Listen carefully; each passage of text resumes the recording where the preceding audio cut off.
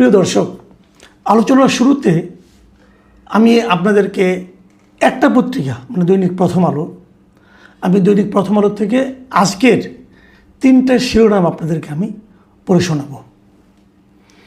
প্রথম শিরোনাম হলো, অডিওতে শোনা গেল চোরাই পণ্য জব্দের পর এসআই বলছেন আপনি 3 লাখ টাকা দেন।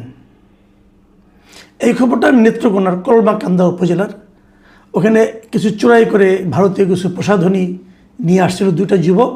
পুলিশ সেটাকে ধরেছে এবং তারপর পুলিশের পক্ষ থেকে যুবকের আত্মীয় স্বজনের কাছে দর কষাকষি হচ্ছে যে আমাকে যদি আপনারা 3 লাখ টাকা দেন তাহলে আপনাদেরকে আমরা এটা ছেড়ে দেব। এই অডিওটা ফেসবুকে বেরিয়ে পড়েছে এবং এই অডিওর প্রেক্ষিতে এখন ওই পুলিশের উপর একটা তদন্ত অথবা কিছু একটা হবে, শাস্তিমূলক হবে। কী শাস্তি হবে নিশ্চিত থাকেন, সর্বোচ্চ শাস্তি হলো তাকে ক্লোজ করা হবে। ক্লোজ করা মানে তাকে ওখান থেকে সরিয়ে জেলা সদরে নিয়ে আসা হবে, কিছুদিন এখানে কোনো কাজ কোনো পোস্টিং দেওয়া হবে না, তারপর আবার উনি একটা পোস্টিং পেয়ে আরেকটা থানায় যাবেন, সেই থানায় যেয়ে আবার একই কাজ করবেন। কিন্তু এবার উনি সতর্ক থাকবেন যেন ওনার অডিওটা লিক না হয়। লিক না হলে আর কোনো সমস্যা নাই, লিক না হলে কোনো সমস্যা নাই ভাই। বাংলাদেশে এ ধরনের ঘটনা নতুন, এটা না হয় লিক হয়েছে, এ ধরনের ফোন পান নাই এমন লোক খুব বেশি। আপনাদের যারা অনুষ্ঠান শুনছেন তারা সবাই জানেন এরকম ফোন আসে, এরকম ম্যানেজ করতে হয়। টাকার অঙ্কটা ভ্যারি করে, সেটা 20,000ও হতে পারে, আবার 5 লাখ 10 লাখও হতে পারে। কোন মামলায় জড়িয়েছে তার মধ্যে হতে পারে। অনেক সময় হত্যা মামলা হয়, হত্যা মামলায় নাম আছে মনে করেন 120 জনের, তারা বললো যে আপনার নাম আছে 67 নাম্বারে, আপনি যদি এত টাকা দেন তাহলে আপনার নামটা এখান থেকে সরিয়ে দেব, হয়ে যায়। এবং ওই নাম লেখার সময় ওই এলাকার কে কে টাকা দিতে পারবেন তাদের একটা তালিকা তাদের কাছে থাকে যে এই ফ্যামিলির লোকজনকে ঢুকালে টাকাটা পাওয়া যাবে, এবং ঢুকিয়ে তারপরে ফোন করা হয়। এই ধরনের ঘটনা নতুন কিছু নয় এই দেশে। একটা অডিও ক্লিপ পাওয়া গেছে বলে এটা নিউজ হয়েছে, নাহলে এটা কোনো নিউজও না। এটা থেকে আমরা কী পাই সে আলোচনায় আসছি। আমি আরেকটা নিউজ আপনার শিরোনাম পড়ে শোনাই। 3 হাসপাতাল ঘুরে 5 মাস বয়সী সন্তানের মরদেহ নিয়ে ফিরলেন মা বাবা। একই পত্রিকার মনসুরা হুসাইন এই রিপোর্টে লিখেছেন। খুবই টাচি রিপোর্ট, আমরা এগুলিকে হিউম্যান রিপোর্ট বলি, এবং খুবই আমি মনসুরা হুসাইনকে ধন্যবাদ দিতে চাই যে অত্যন্ত ভালো একটা রিপোর্ট আপনি করেছেন। একটা ফ্যামিলিকে ধরে, ভোলা থেকে একটা ফ্যামিলি কীভাবে ঢাকায় আসলো এবং বিভিন্ন হাসপাতাল ঘুরে ঘুরে শেষ পর্যন্ত ইউনিভার্সাল মেডিকেলে যে শিশু বাচ্চাটা মারা গেল, হামে মারা গেল। এটা আমার ধারণা আপনি একবার বললে দ্বিতীয়বার আর পড়তে পারবেন না, এতটাই টাচ, আপনি আবেগ আপ্লুত হয়ে যাবেন। কিন্তু ঘটনাটা হলো এই যে হামে মারা যাচ্ছে, এটা 300 ক্রস করেছে আরও 2-1 দিন আগেই। এই জন্য কারো কোনো শাস্তি হবে না, এটা কোনো অপরাধ নয়। 300 শিশুর জীবনের কোনো মূল্য নাই। এটা কে করেছে? আমি প্রধানমন্ত্রীকে বলতে শুনেছি যে উনি একটা অনুষ্ঠানে বলেছেন, এক জায়গায় বলেছেন যে এই হামের যে শিশুদের মৃত্যু এটা ক্ষমার অযোগ্য অপরাধ। আমার শুনে খুব ভালো লেগেছে যে অপরাধটা ক্ষমার অযোগ্য, সে অপরাধীকে ধরার কোনো চেষ্টা কি এই সরকার করছে? এই তারেক রহমানের সরকার করছে? তারেক রহমানকে তার সংশ্লিষ্ট লোকদেরকে বলছেন যে এই অপরাধের জন্য কে দায়ী সেটা খুঁজে বের করে আমাকে বলুন। উনি বলেছেন, উনি জানার চেষ্টা করেছেন। উনি এক জায়গায় ভাষণ দিয়ে বললেন যে এটা ক্ষমার অযোগ্য অপরাধ। আমি আপনি খুশি হয়ে হাততালি দিলাম। যে বাচ্চাগুলি মারা গেল তাদের বাবা মা এই কথা শুনে শান্তি পাবেন। শান্তি পাবেন কখন? তবু শান্তি না, এটা তবু এক ধরনের সান্ত্বনা হতে পারে যখন ওনারা জানবেন সেই অপরাধী ব্যক্তিদেরকে সাজার আওতায় আনা হয়েছে, বিচারের আওতায় আনা হয়েছে। এরই মধ্যে আমরা জানতে পেরেছি যে এই ঘটনাগুলির জন্য হামের টিকা দেওয়া হয় না, এই জন্য হয়েছে। এবং হামের টিকা না দেওয়ার জন্য কারা দায়ী তাও মোটামুটি একটা ধারণা করা হয়েছে যে আওয়ামী লীগ সরকারের আমল থেকে এই সমস্যাটা শুরু হয়েছে।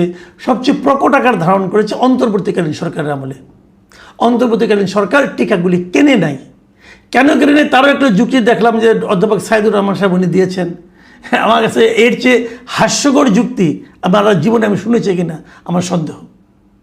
উনি টাকা বাঁচাতে গিয়েছেন, এখন টাকা বাঁচাতে যে 300 শিশু মারা গেছে। আপনার এই টাকার চেয়ে আপনি তো টাকা বাঁচিয়ে তো কিনতে পারেননি, তাহলে করলেনটা কি? আপনি ডাক্তার মানুষ, আপনি জানেন না যে চিকিৎসার ক্ষেত্রে সময়ের দাম কতটুকু? এটা আপনি জানেন না? নূরজাহান বেগম, এই অথর্ব ভদ্র মহিলাকে যেদিন নিয়োগ দেওয়া হয়, আমি প্রথম দিন থেকেই বলছি যে এই মহিলাকে কেন এনে এখানে বসানো হয়েছে। আপনারা সে শুনতে শুনতে আমার উপর অনেকে বিরক্ত হয়ে গেছেন, ভাই আপনি কি পেয়েছেন এই একটা লোকে, একটা মহিলার বিরুদ্ধে এত বলতেছেন কেন? আমি বলেছিলাম এই কারণে, ওনাকে এমন একটা ডিপার্টমেন্টে, এমন একটা বিভাগে মন্ত্রী বানানো হয়েছে, উপদেষ্টা বানানো হয়েছে, যেটাতে ভুল হলে মানুষের জীবন যায়, যেটাতে ভুল হলে জীবন যায়। সড়ক যোগাযোগে ভুল হলে মানুষের ভোগান্তি হয়, জীবন যায় না, কিন্তু এখানে জীবনই চলে যায়। দেখেন প্রায় 315 জন শিশু। দেখেন আমার জীবনে জায়গায় শিশুর জীবন মূল্য বেশি, কারণ আমার জীবন যে আমি কী করতে পারবো, আমার জীবনের এই পর্যায়ে এসে আমার তো যাওয়ারই সময় হয়েছে, তাই না? আমি তো আর 500 বছর বাঁচবো না ভাই। কাজে আমি কি দিতে পারবো এই সমাজকে, এই দেশকে, এটা অলরেডি প্রমাণিত, লোকে বুঝে গেছে। যা দেবার হয়তো দিয়েও ফেলেছি, কিন্তু একটা শিশু আপনি জানেন না সেই দেশকে কি দিবে, কত দিতে পারবে, সেই দেশকে কত সমৃদ্ধ করতে পারত। এই একটা শিশুর হাত ধরেই হয়তো এই দেশটার চেহারা চেঞ্জ হয়ে যেত। শিশুটাকে আপনি বড়ই হতে দিলেন না। এটা এটা কত বড় অপরাধ। আজকে দেখলাম আমাদের ইউনূস সাহেব, সিএনএনের মালিক টেড টার্নার মারা গেছেন, এই উপলক্ষে উনি বিশাল একটা পোস্ট দিয়েছেন ওনার পেজে, ফেসবুক পেজে। দেখলাম ভালো কথা, টেড টার্নার অবশ্যই একজন গুরুত্বপূর্ণ ব্যক্তি, কিন্তু আপনার দেশে এই 300-র বেশি শিশু মারা গেল, যাদের মৃত্যুর জন্য আপনি নিজেও দায়ী, আপনার সিদ্ধান্ত দায়ী। একবারও তো শোক প্রকাশ করলেন না, একবারও তো শোক প্রকাশ করলেন না ভাই। আপনি কি মানুষ? আপনি কি এই দেশের মানুষ? আপনি নোবেল পেয়েছেন, ওই নোবেল দিয়ে আমি কী করবো? ওই নোবেল দিয়ে কি শিশুদের জীবন আপনি বাঁচাতে পেরেছেন? বাঁচানোর চেষ্টা করেছেন? মারা যাওয়ার পরে একটু শোক আপনি অনুভব করেছেন? করেননি। আমি আরেকটা শিরোনাম পড়ি, এটা ওই প্রথম আলোরই, সরকার কেন প্রকৌশলীদের ব্যবহার করতে পারছে না। দেখুন এটা কিন্তু ওই ধরনের না, এটা একটু অন্যরকম। এটা কি বলছে যে এই সরকার তাদের ইশতেহারে যতগুলি পরিকল্পনার কথা বলেছে, বর্তমান সরকার, বিএনপি সরকার, ওনার বক্তব্য হলো, এই লেখকের বক্তব্য হলো, তার 70% কাজের সঙ্গেই কোনো না কোনো প্রকৌশলী প্রয়োজন পড়ে। এবং উনি বলছেন যে এই সমস্ত পরিকল্পনা বাস্তবায়নে বিষয়ভিত্তিক প্রকৌশলীদের সরাসরি সম্পৃক্ততা এখনও প্রাতিষ্ঠানিকভাবে নিশ্চিত করা যায়নি। মানে উনি বক্তব্য হলো, যখন একটা প্রজেক্ট নেয়, যখন উনি সরকার প্রথম যায় আমরাদের কাছে, আমরা শুনে বলি কি হ্যাঁ স্যার কোনো সমস্যা নাই, এটা হয়ে যাবে, হ্যান হয়ে যাবে, তেন হয়ে যাবে বলে ফেলে, কিন্তু যখন বাস্তবায়ন করতে যায় তখন ওখানে যতগুলি আমলা আছে তত কিন্তু প্রকৌশলী নেই। বাস্তবায়নটা তো প্রকৌশলীদের করতে হবে, তাই না? আমাদের সমস্ত কাজকর্ম কিন্তু উন্নয়ন, এই দেশের উন্নয়নটা হলো মূল। রাস্তাঘাট বানাও, এই যে খাল খনন হচ্ছে, এই খাল খননটাও একটা প্রকৌশলের মধ্যে পড়ে কিন্তু। কারণ ওখানকার ডিসি বলতেছে খাল খনন করো, ওনার প্রকৌশল সম্পর্কে কী ধারণা আছে? কমন সেন্সে কথা বলে কিন্তু সবাই। তো সেইটা যে খালটা আপনি খনন করছেন, কোথায় খনন করছেন, এবং সেই খালের সঙ্গে কি নদীর কোনো যোগাযোগ আছে? খালের কাজটা কি? নদী দিয়ে পানিটা এখানে আসে, অথবা যখন বন্যা হবে বন্যার পানিটা এই খাল দিয়ে বেরিয়ে নদীতে চলে যাবে, আর শুকনোর সময় নদী দিয়ে পানিটা খালে ঢুকবে, খালের মুখটা আপনি বন্ধ করে দেবেন, পানিটা এখানে জমা থাকবে, শুকনোর সময় আপনি চাষাবাদে কাজ লাগাবেন, এই তো। তো যে খালগুলি কাটা হচ্ছে সেই খালগুলি কি নদীর সঙ্গে সংযুক্ত আছে কি নেই? না থাকলে নদীতে কি পানি আছে না নেই? অথবা খালগুলি কতদিন টিকবে, কিভাবে কাটলে খাল হবে, কিভাবে কাটলে খালটা টিকে থাকবে, এগুলো দেখবে কি? এগুলো দেখবে প্রকৌশলীরা। কিন্তু প্রকৌশলীদের সংযুক্ত না করে যে জিনিসটা হয় কি, আমলাদের দ্বারা এই কাজগুলি করানো হয়। আমলাদের প্রধান কাজ হলো জি হুজুর করা। মন্ত্রী সাহেব যে কথা বলবেন, প্রধানমন্ত্রী যে কথা বলবেন, জি স্যার, জি sir, yes sir, yes sir, হয়ে যাবে স্যার, এই তো হয়ে গেল স্যার, এভাবে হবে, বিপুল অর্থ ব্যয় হবে, কাজের কাজ কিছু হবে না। এখন আপনারা বলবেন যে প্রকৌশলী যারা আছে তারাও তো ঘুষ খায়। হ্যাঁ খায়, আপনাদের দেখেছি প্রশাসনে যে কয়টা বিভাগে সবচেয়ে বেশি ঘুষের লেনদেন হয় তার মধ্যে প্রকৌশলীদের হাতে একটা বড় অংশ যায়। ওনারাই ঘুষের মোটামুটি কম্পিটিশনে 1-2 আছে। তো ঘুষটাকে আপনি থামানোর চেষ্টা করেন, ঘুষ তো থামানো সম্ভব, পেরেছেন? পারেননি। এই যে আমি 3টা নিউজের কথা বললাম, দেখেন এগুলো দিয়ে কিন্তু আমি একটা কথা বলতে চাচ্ছি। সেই জিনিসটা কি জানেন? সেই জিনিসটা হলো সুশাসন কায়েম করা। যতক্ষণ মধ্যে আপনি সুশাসন কায়েম করতে না পারবেন, আপনি রাজনীতি দিয়ে, মেঠো বক্তৃতা দিয়ে, মানুষের মধ্যে আবেগপূর্ণ বক্তৃতা ফুলঝুরি ছুটিয়ে আর দেশকে কন্ট্রোল করতে পারবেন না। চেঞ্জ হয়ে গেছে মানুষের মন, মানুষের হাতে এখন সোশ্যাল মিডিয়া, মানুষের হাতে এখন সারা দুনিয়ার খবর, ইন্টারনেট, গুগল, AI সব আছে। মানুষ এখন চট করে বুঝে যায় আপনার কথা ফাঁক ফোকরটা কোথায়। সত্যি কথা বলতে কি জানেন, আপনি যে রাজনীতি করেন না, আপনি রাজনীতি দিয়ে মানুষের ভোট পাবেন। ভাষণ মানুষ আর শুনতে চায় না, মানুষ এখন কাজ দেখতে চায়। আপনি রাজনীতি দিয়ে ভোট পাবেন, ক্ষমতায় যাবেন, কিন্তু ক্ষমতায় টিকে থাকতে হলে আপনাকে প্রমাণ করতে হবে যে আপনি একজন ভালো manager, you are a good manager. এবং সেই ম্যানেজারটা কোথায়? পুলিশের ক্ষেত্রেও গুড ম্যানেজার, উন্নয়ন কর্মকাণ্ডের ক্ষেত্রেও গুড ম্যানেজার, এবং মানুষের জীবন নিয়ে জীবনযাপন সেখানেও গুড ম্যানেজার। আপনি বাজারে গুড ম্যানেজার, আপনি জ্বালানি দেওয়ার ক্ষেত্রে গুড ম্যানেজার, আপনি মানুষের সাংস্কৃতিক উন্নয়নের ক্ষেত্রেও গুড ম্যানেজার। আপনাকে ভালো ম্যানেজার হতে হবে। মানুষ এখন আর পলিটিশিয়ান চায় না। মানুষ আপনি কত ভালো বক্তৃতা দিলেন, আপনি কি মুক্তিযুদ্ধের চেতনা নিয়ে কথা বললেন, নাকি আপনি বাংলাদেশি জাতীয়তাবাদ নিয়ে কথা বললেন? এটা মানুষ জানতে চায় না। মানুষ জানতে চায় কি আপনি কি বাজার সামলাতে পারেন, আপনি কি আইন শৃঙ্খলা নিয়ন্ত্রণ করতে পারেন, আপনি কি প্রশাসনকে কন্ট্রোল করতে পারেন, আপনি কি বিদ্যুৎ, গ্যাস, চাকরি, দ্রব্যমূল্য এগুলো সামলাতে পারেন। মানুষ এটা জানতে চায় এখন। আপনি বিদ্যুতের দাম বাড়াচ্ছেন, বাড়াতে হবে ভাই, কিছু করার নাই, সারা দুনিয়াতে বেড়েছে। আর কত ঘাটতি আপনি ভর্তুকি আপনি দিবেন? জ্বালানিতে তেলের দাম বাড়িয়েছেন, আর কত ভর্তুকি দিবেন?